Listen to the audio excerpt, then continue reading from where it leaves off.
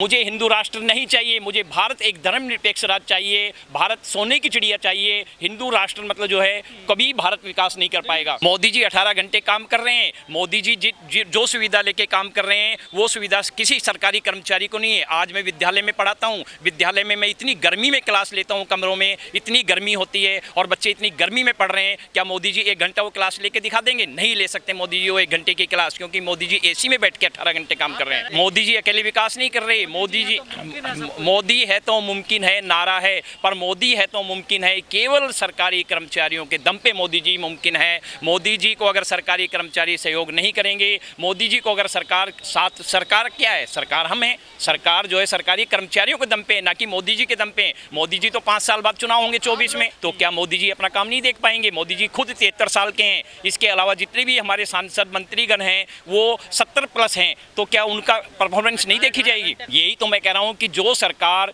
नोटबंदी की, हम 1000 का नोट बंद करेंगे, 500 का नोट बंद करेंगे, वो सरकार 2000 का नोट क्यों लाई? क्योंकि ये पूंजीपतियों की सरकार है, ये गरीबों की सरकार नहीं है। मोदी जी मजबूत प्रधानमंत्री हैं। मोदी जी भारत के मतलब जो है मजबूत प्रधानमंत्री हैं क्योंकि कांग्रेस इस समय मतलब जो है कमजोर है। कांग्रेस में लीडरशिप का अभाव है। देश की जनता के पास विकल्प नहीं है। देश की जनता विकल्प की खोज में है। आपको पता है मोदी जी की सरकार 40% वोटों पे आई है, यानी 100 में से 40 लोग जो है मोदी के साथ हैं, तो 60 लोग मोदी के खिलाफ भी हैं। ये नहीं कि मोदी को मतलब देश का, मोदी के खिलाफ 60% हमारी देश की जनता है, पर उस जनता को एकजुट करने के लिए हमारे पास कोई विपक्ष में कोई नेता नहीं है।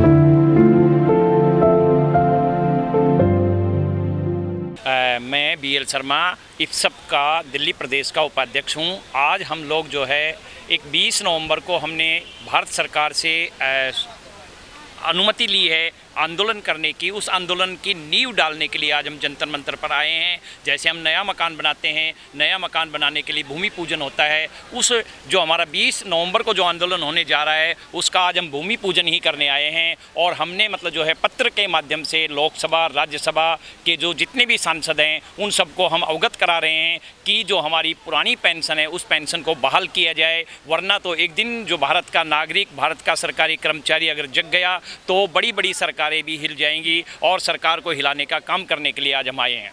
शर्मा जी, आप कह रहे हैं कि हमको पेंशन चाहिए, लेकिन सरकार तो कटौती कर रही है खर्चों में, वो निजीकरण करती जा रही है, चाहे एजुकेशन डिपार्टमेंट हो चाहे हेल्थ डिपार्टमेंट हो।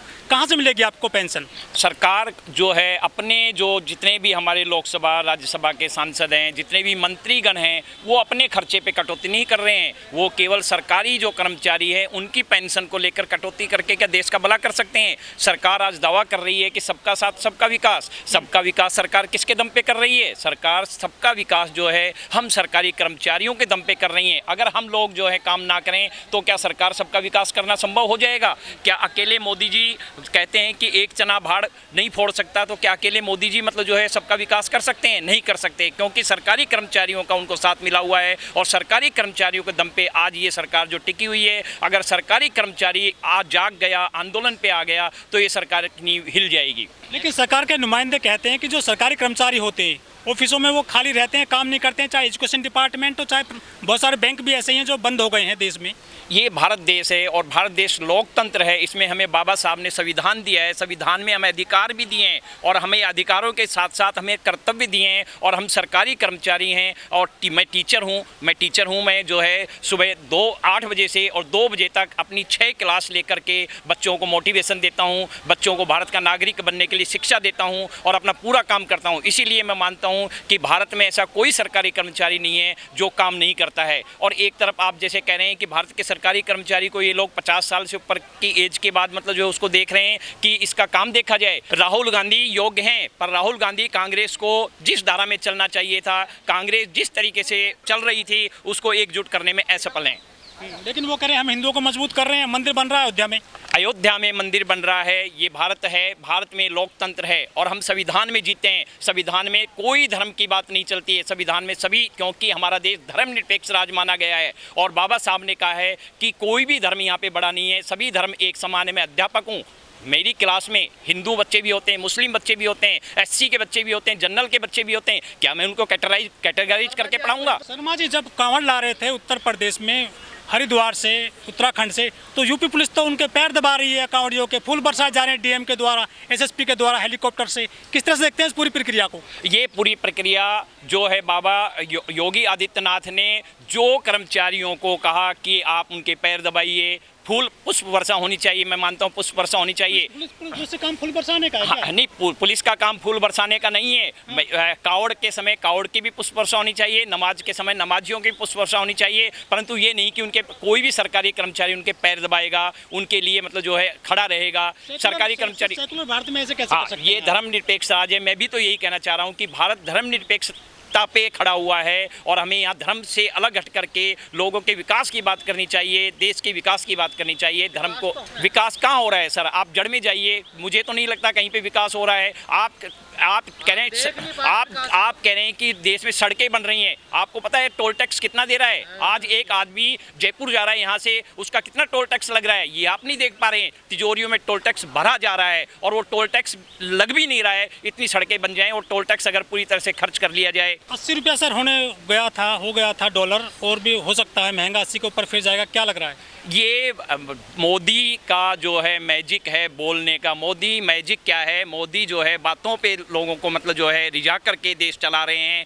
और रियल में जो हमारा अर्थतंत्र है, क्योंकि मैं हिस्ट्री और इकोनॉमिक्स पढ़ा हुआ हूँ, मैं इकोनॉमिक्स का भी विद्यार्थी हूँ, मुझे पता है जो देश आज किस गर्त में जा रहा है। देश आर्थिक रूप से बहुत कमज़ोर हो गया है, क्योंकि कोई भी सरकार आती है दावे कर जाती है। मोदी जी कहते हैं रेवड़ियाँ बांट रहे हैं, रेवड़ियाँ बांट रहे हैं, दूसरा रेवड़ी बांट रहे हैं। क्या मोदी जी रेवड़ी नहीं बांट रहे हैं? लेकिन वित्त मंत्री हैं जो वो ये कह रहे हैं कि जो विकसित देश है ना, उनसे बेटर है हमारी अर्थव्यवस्था। वित्त मंत्री जी का कोई जनाधार नहीं है। वित्त मंत्री जी राज्यसभा से चुनी हुई आई हैं, उनको जनता की तकलीफ का ही नहीं पता है। राज्यसभा से जो सांसद आ रहे हैं वो रियल में पब्लिक से नहीं जुड़े होते हैं, उनको पब्लिक के दुख दर्द नहीं पता है। और वित्त मंत्री जो है इस सरकार की सबसे फेलियर मतलब जो मंत्री मानता हूँ मैं, कि वित्त मंत्री जो है टैक्स पे टैक्स लगाई जा रही है। आज दही पे टैक्स, आज छाछ पे टैक्स, आज दूध पे टैक्स, आज आटे पे टैक्स। अरे हमारा संविधान कहता है खाने का, पानी पीने का, ये तो हमें मौलिक अधिकार में मिला हुआ है। खाना हमारा मौलिक अधिकार है। क्या सरकार खाने पे भी टैक्स लगाएगी? तो क्या वित्त मंत्री आप इसमें कामयाब मानते हो कि वित्त मंत्री कामयाब है खाने पे टैक्स लगा करके, दूध दही पे टैक्स लगा करके? पूछकर खाना होगा सरकार से। हाँ, यही तो मैं कह रहा हूँ कि आज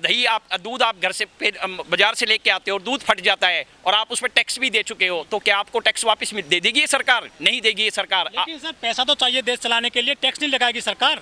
पैसा सरकार अपने जो मिसयूज कर रही है, सरकार जो अपने पैसे का मिसयूज हो रहा है उस पैसे पे अंकुश लगा करके देश चला सकती है, और देश में कोई पैसे की कमी नहीं मैं मानता। देश हमारा जो है आज भी भारत की सोने की चिड़िया है और पहले भी सोने की चिड़िया था। भारत का कर्ज इसलिए बढ़ता जा रहा है क्योंकि हमारे जो MP MLA और जितने भी राज्यसभा लोकसभा के सांसद हैं, इनको जो सुविधाएं दी जा रही है उन सुविधाओं को कटौती कर करके आज इनके पास बड़ी बड़ी सुरक्षा दे रहे हैं, और इस सुरक्षा के बल पे कितना खर्चा देश का हो रहा है, इस खर्चे पे कटौती। हमारी तनख्वाह कम है MP MLA। हाँ, MP MLA की मोदी जी कह रहे हैं तनख्वाह कम है, और सरकारी कर्मचारी को पेंशन देना उनके लिए मतलब जो है मुनासिब नहीं है। सरकारी कर्मचारी को पेंशन नहीं देंगे और अपनी तनख्वाह को आए दिन मतलब लोकसभा में राज्यसभा में जाके बढ़ा लेते हैं। सर आखिरी सवाल है, गुजरात में शराब बंदी है कई वर्ष से, उसके बावजूद पिछले 4-5 दिन के दौरान 42 लोगों की मृत्यु हो गई जहरीली शराब पीने से गुजरात के अंदर।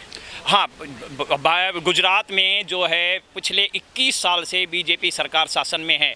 मैं मानता हूँ कि गुजरात में सरकार फेलियर है। जहाँ पे शराब बंदी है वहाँ पे शराब कहाँ से आ गई? पुलिस किसकी है वहाँ पे?